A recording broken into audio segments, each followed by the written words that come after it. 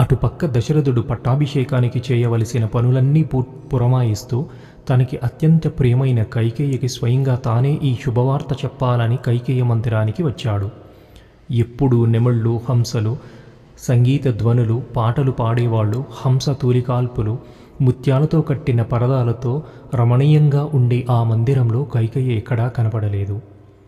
కైకేయ కనబడపోయేసరికి అక్కడున్న దాసిని అడుగగా కైకమ్మ ఎందుకనో కోపగృహంలో నేలమీద పడి ఉందన్నారు ఆ దాసీలు.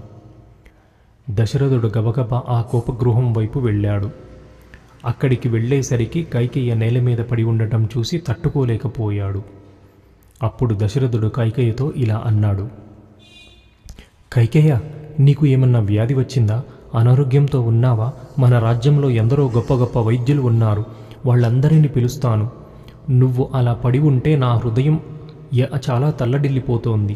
నీ మనస్సులో ఏదన్నా కోరిక ఉంటే చెప్పు, తప్పక తీరుస్తాను.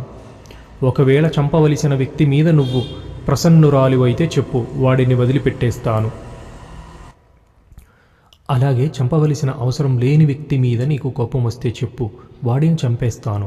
నీకు ఒక దరిద్రుడి మీద ప్రసన్నత కలిగితే చెప్పు, వాడిని ఐశ్వర్యవంతుడిని చేస్తాను.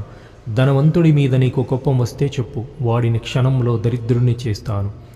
నేను, నా భార్యలు, నా రాజ్యం, నా పరివారం అందరం నీ ఆధీనం కైక. నీ కోరికేంటో చెప్పు, దాన్ని తప్పకుండా తీరుస్తాను అని అన్నాడు. నా కోరిక ఏంటో నీకు చెప్తే నువ్వు ఇలాంటి కోరిక కోరావేంటని అంటావు. కాబట్టి ముందు నా కోరికలను తీరుస్తానని ప్రమాణం చేస్తే అప్పుడు నా కోరికలేంటో చెప్తాను అని కైకేయ అనింది. అప్పుడు దశరథుడు, ఎవరిని నేను ఒక్క క్షణం చూడకపోతే నా ప్రాణాలు గాలిలో కలిసిపోతాయో, ఎవరిని విడిచి ఉండలేనో, ఎవరి మాట నా చెవిన పడకపోతే నా ప్రాణాలు ఉండవో అటువంటి రాముడి మీద ఒట్టు పెట్టి చెప్తున్నాను కైక, నువ్వు అడిగిన కోరికలు తప్పకుండా తీరుస్తాను అన్నాడు. అప్పుడా కైక, రాజు చెప్పిన మాటని మీరు వింటున్నారు కదా ఓ రాత్రి దేవతలారా, పగటి దేవతలారా, గృహదేవతలారా, సూర్యుడా, చంద్రుడా, సమస్త దేవతలారా, భూమి, అష్టదిక్పాలకులారా, మీరందరూ నా తరపున సాక్షి. నేను కోరికలు కోరిన తరువాత ఆ కోరికలు తప్పకుండా ఇస్తానని రాజు నాకు మాట ఇచ్చాడు. రాజా, జ్ఞాపకం తెచ్చుకో, ఒకనాడు శంభాసురుడు మీదకి యుద్ధానికి వెళ్ళాము. అప్పుడు నేను నిన్ను 2 సార్లు రక్షించాను. అప్పుడు నువ్వు నాకు 2 వరాలిచ్చావు. ఆ 2 వరాలని ఇప్పుడు అడుగుతున్నాను అని.